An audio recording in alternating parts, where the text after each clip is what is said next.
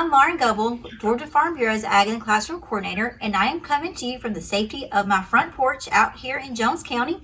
And today I'm going to share with you a book and some fun activities to get you ready for Easter. First thing we're going to do is read the book, then we'll come back and do two different activities that you can easily do with things you have at your house. The Littlest Bunny in Georgia, an Easter adventure. We have permission today to read this book by Source Books Publishing. Written by Lily Jacobs, illustrated by Robert Dunn. Not long ago, in a land you might know, lived a girl named May and a boy named Joe. They were moving to Georgia and longed to explore, make new friends, have adventures, and many things more. One day before Easter, they rode to town. They went to the pet store and looked all around. There in the front was a pen full of bunnies. The small ones were cute, the big ones were funny. They played with the bunnies and thought for a bit, and then they agreed on the most perfect fit. The littlest bunny with the sweetest small hop. He's ours, May announced. Let's call him Flop. So Flop joined the family that sunny spring day. The littlest bunny was now home to stay. They played with the bunny until it was late, then settled Flop into his cozy, snug crate. May gave Flop a kiss, and Joe patted his head, and then the two children both climbed into bed. A soft evening breeze blew in through the window, and May and Joe smiled as they slept on their pillows. But Flop had no time now to close his own eyes. He was preparing an Easter surprise. He was quite little, that much was true, but tonight our dear Flop had a big job to do. For he had a secret he hadn't let show. He was the Easter bunny, and he had to go. The magical wind gave his whiskers a tickle, his nose how it twitched, his ears how they wiggled. Soon, Flop was quite different than ever before, and he couldn't wait, not for one moment more. He raced through the house and out into the night to where he had hidden his eggs out of sight. His marvelous burrow held Easter eggs plenty. To be quite exact, 9,020,000. He packed up the eggs and looked at the map. He fastened his goggles in his red flying cap. Then Flop hopped right into his hot air balloon, and soon he was soaring as high as the moon. As he watched his first stop growing nearer and nearer, his big Peach State mission became even clearer. First, Flop balanced eggs on a tall building top. Then he went to the park, spreading eggs as he hopped. And then he dashed off for an Easter home run, then quietly hid chocolates one by one. With big bounces here and giant jumps there, Flop hid Georgia's eggs everywhere. He flew to the east, to the south, west, and north. He crisscrossed the state. He raced back and forth. Atlanta, Savannah, and Athens got treats. Then Roswell, Valdosta, and Rome were complete. Columbus, Augusta, the long list went on. Flop was delivering his eggs until dawn. Finally, Flop found his very last stop. He came to your house with a bounce and a hop. And there he delivered his Easter surprises, so many eggs of all shapes and sizes. And when he was done, he stopped for a rest. Yes, surely this Easter was one of his best. The morning sun rose on that bright Easter day. It was time to wake up for Joe and for May. But when they went out to find their friend Flop, the door was wide open. His crate was unlocked. There were eggs to discover, as all children know. But we just want Flop, cried May and cried Joe. They looked under their beds, they looked all around, but the littlest bunny just couldn't be found. But whose goggles were these? And who unfolded this map?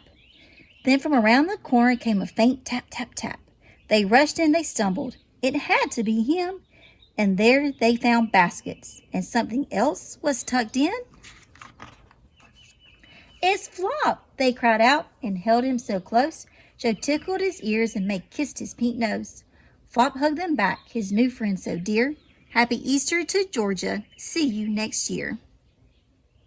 I hope you enjoy this story, and if you would like to explore Georgia like May and Joe, you have a great opportunity to do just that. We have a program called Certified Farm Markets, and this year is our second year doing the Farm Passport.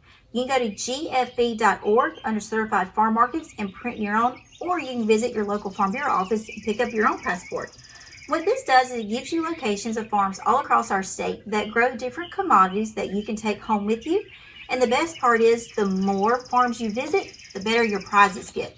So pick one up, open it up, look inside, and make sure you get your passports as you visit across the state and learn more about agriculture, our #1 industry. So one of the things that I wanted to share with you, since it is getting close to Easter, is how you can dye Easter eggs using different types of food. And everything you see up here in front of us can be grown in Georgia. So let me quickly share with you what I use and show you how you can do it and what your eggs should look like when you're finished. Over here we used blueberries, which are grown down in South Georgia, and they'll be getting ripe very soon. We have paprika powder, which comes from dried peppers. And this one, I used red cabbage. You see what pretty purple color that is in there. We have turmeric in this jar. And I couldn't find any of that at the grocery store, so I just had the powder. But you can grow that. It's a root. This weird looking vegetable is called a beet. It does also grow in Georgia. It makes a real pretty color when you use it in your eggs. And last but not least, yellow onions. And it makes this real pretty orangey yellow color. So in order to do this real easy egg dyeing experiment, all you need is 2 cups of water, 2 tablespoons of vinegar, and just for purposes to show y'all, I'm going to put in some chopped red beets. At this point, all you need to do is put this on your stove, bring it to a boil, put a lid on it, and let it simmer for about 30 minutes. And once it gets cool, I just put the liquid into a mason jar because I know they're good and safe, and we have plenty of these around our house. And I put an egg in there and let it sit for about 30 minutes. And then, after I took those out, I put another egg in there and let it sit overnight. So let me show you what those eggs turned out, and I'm sure you'll be just as surprised as I was, because I had never done this before until yesterday. These are the eggs that I dyed yesterday. The top row are the ones that stayed in there for 30 minutes. The bottom row was about 12 to 14 hours. As you can see, some of these colors were much richer in the morning, especially if you look at the blueberry. You can definitely tell a difference in those two.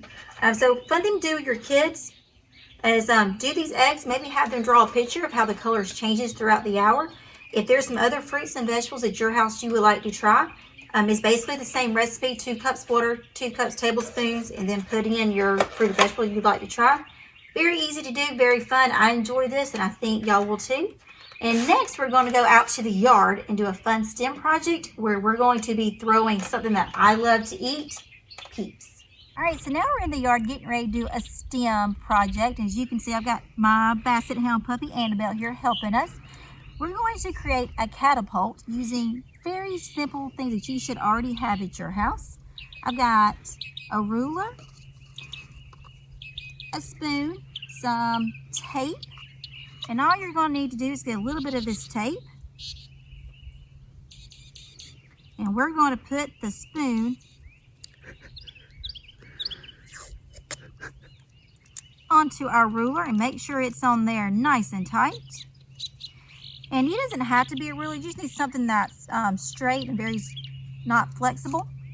And any type of tube will work. And what we're going to do is we're going to not only make a STEM project catapult, we're also going to turn this into a math activity. So I've got 3 pins out here, 5, 10, and 15 points. Parents, you can make this a math activity, have the kids add up their points as they are doing this. So once you have your catapult made, put your peep on the end of it and see if you can fly it into a box. This is going to be something that the kids are going to have to experiment with to see if they can get it to work. I was very close that time, so we can keep practicing on. All the activities that you've seen today will be available on the post where you found this video. We'll also have a lot of things listed on the Friends of Georgia Farm Bureau page. So if you're not a member of that page, please join it. We're constantly posting different ideas, different events around the state, and we'd love for you to be part of it. We'd also love for you to post what you're doing on your personal Facebook page so others can see how agriculture can be part of your daily routine. And I know everybody's at home trying to fill in those gaps since school's been canceled the rest of the year. We plan on doing these videos once a week, so join me next week and we'll see what we're up to here at our house in Jones County. Thanks. See y'all later.